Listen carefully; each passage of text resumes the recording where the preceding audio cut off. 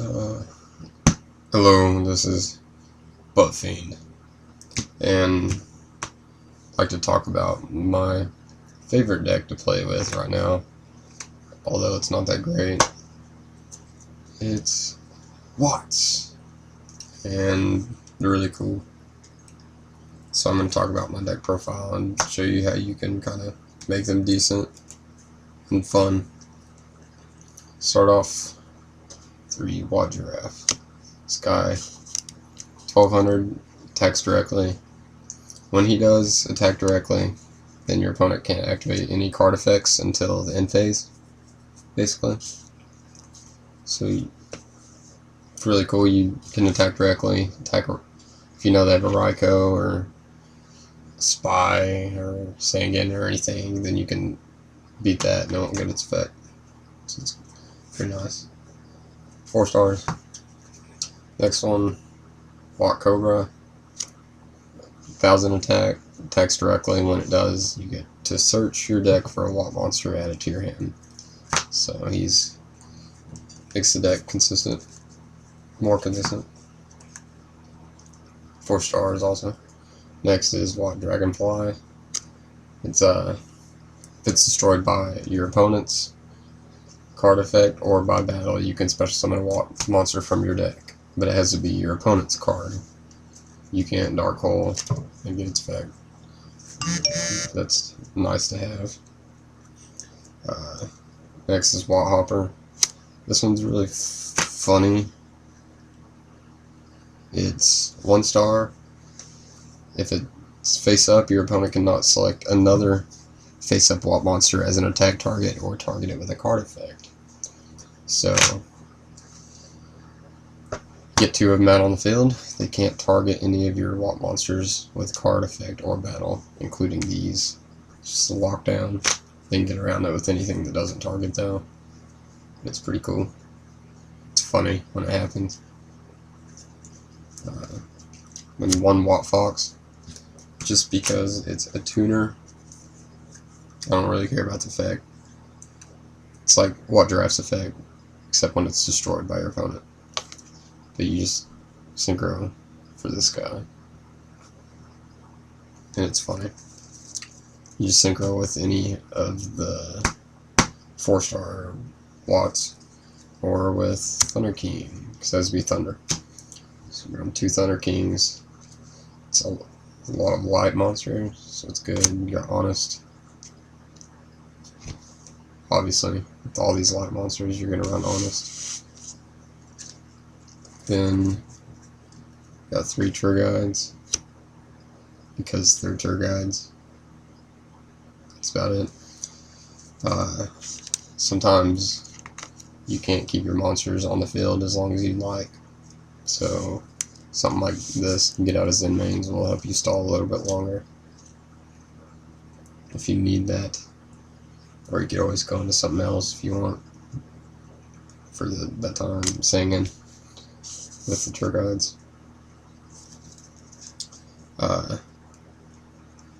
There's not a lot of dark targets, so GD Crow. I only have 1 right now, so that's why there's only 1 in here. It's another dark target for BLS.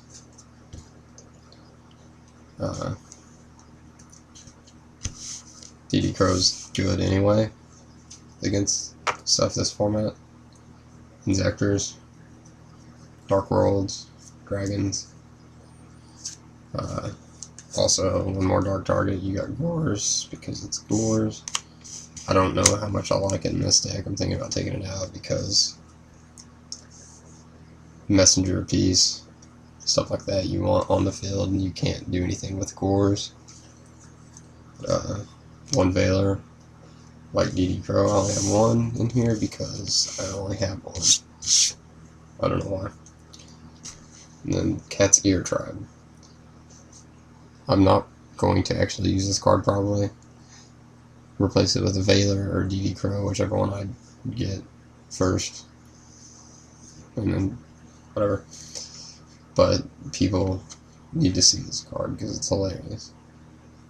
It says, during the damage steps of your opponent's turn, the original attack of his or her monster that attacked this monster become 200 points, and it has 200 attack.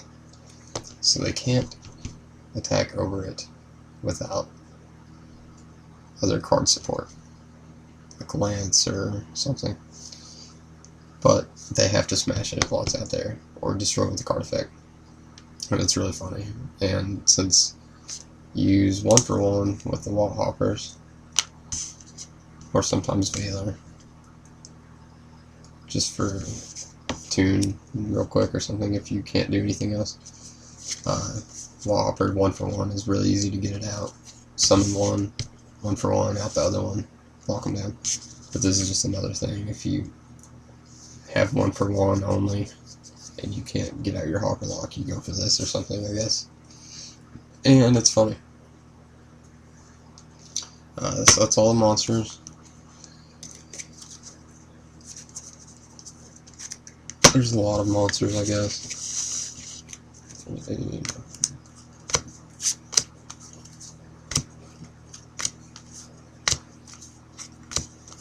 25, I think. I counted that right. 25 monsters. I like playing with big monster accounts a lot of the time just because it's more fun than playing with a ton of spells and stuff. But that's cool. Spells, we have Monster Reborn, Dark Hole, cool, Heavy Storm. A lot of the times this deck will have problems with back row, and don't want to play Decree because the traps I use, I kind of need them. But Heavy Storm I'm not sure about because, like I said, with cores, a lot of times you'll have Messenger Piece and stuff out, and you don't want to destroy those. But there's problems with back row, so that 2 MSTs for that reason. Book of Moon, because it's good. 3 Messenger Piece, main deck. It stalls well. Plus, all your Watt monsters that attack directly, the Cobras and the Giraffes, will get under this. If you go into the Synchro, it's only 14, it also gets under that. And it's more stall for you to get out your locks and stuff. Really good. Great card. And 1-for-1. Like I was saying, with Wall Hoppers, you can normal summon one, 1-for-1, get the other one out, lock down on them quick. And for traps, there's 5. I guess that means I have 10 spells. But we have 2 Warning, just good in here, I guess. 2 Dark Bribe, because, like I said, problems with back row. You need to stop that stuff. And giving up 1 card, say they Dark Hole when you have your Hoppers. Dark Bribe. Give them a card, who cares? What are they going to do to your Hoppers? Skill Drain. Hurts. MSTs. Dark Bribes. Skill Drains are bad. I don't like them because that hurts everything in you. It's so painful.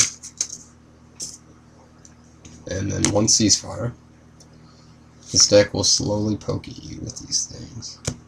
Do 1,000 damage at a time usually. Ceasefire will speed that up a little bit. And it happens all the time with Wall Hopper. I summon one, and then I'm like, oh, 1-for-1. And they're like, oh, he's going to get his Hopper lock, so I'll warning that. So I just have this thing sitting here in face of attack. Or if I 1-for-1 the first one, put it in fans, whatever. Summon the second, and they're like, warning, so I just had 1 with Hopper sitting there.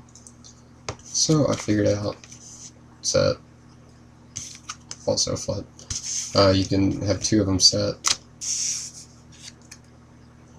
or summon 1, set the other. Ceasefire flips it up. They don't get to warning it.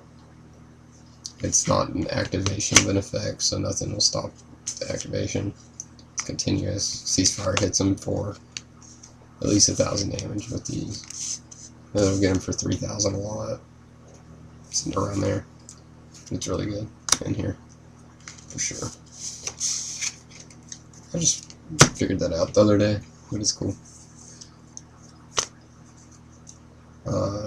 Tony Romo helps you on defense. It's cool. Extra deck. I don't know, this isn't that great. Armory Arm, because you have an effect trailer. Yeah. So Armory Arm. Magical Android. I don't have Catastrophe right now, but Android's good anyway, and you can honest it. Gaia Knight, because sometimes I don't want to get out my Walk Chimera, and I need a big beater, so I'll do that. Walk Chimera. Go into this with the Watt Tuner and a 4-star Thunder, and it can attack directly. It's 1400, and when it does successfully, place one random card from your opponent's hand on top of their deck. So use that with Wall Hoppers. They can't attack it or target it, and you keep putting one of theirs back on top of their deck from their hand each turn. It's funny. Brionic, 6 stars are easy.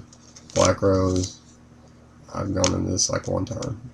It was cool, but just there in case. Stardust,